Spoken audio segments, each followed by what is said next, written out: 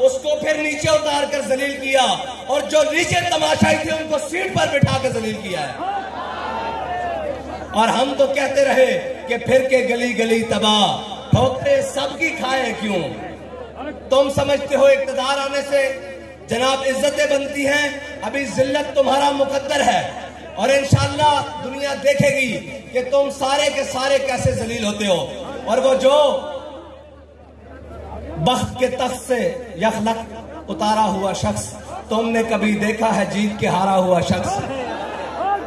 उन लोगों की बातें कहते हैं जी उसके बारे में बात करें, मैंने कहा वो तो मिस्कीन है, उसके बारे में हम उस वक्त सामने खड़े थे जब वो बात के मुकाबले में गोली चलाता था। और ये मुजरिम लीग, ये जो मुजरिम लीग वाले हैं, ये कहते हैं कि हमसे मिल जाएंगे। मैंने कहा तुम्हारा और हमारा डीएनए नहीं मिलता।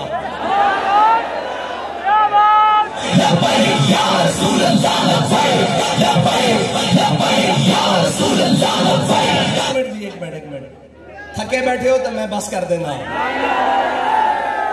नहीं थके बैठे, मैनू पता मौसम की सख्ती भी है और सफर की दूरी भी है, लेकिन उससे मेरे ज़ौक़े जुनू क्या कहना उस तक। और लोग समझते हैं कि जनाब ये आसान है, किसे माइदे लाल जुर्रत नहीं कि दोपहर जुलाई भी चल रही होवे और इस तरह जलसा करके दिखाए, पसीना टखने तक बह रहा हुए, इश्क वाले दी गल्लां।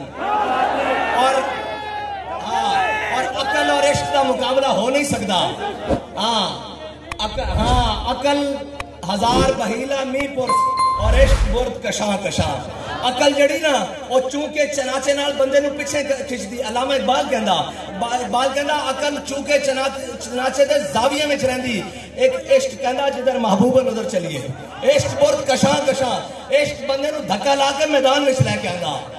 इश्क कहंदा कि मालक दी चाहत की है।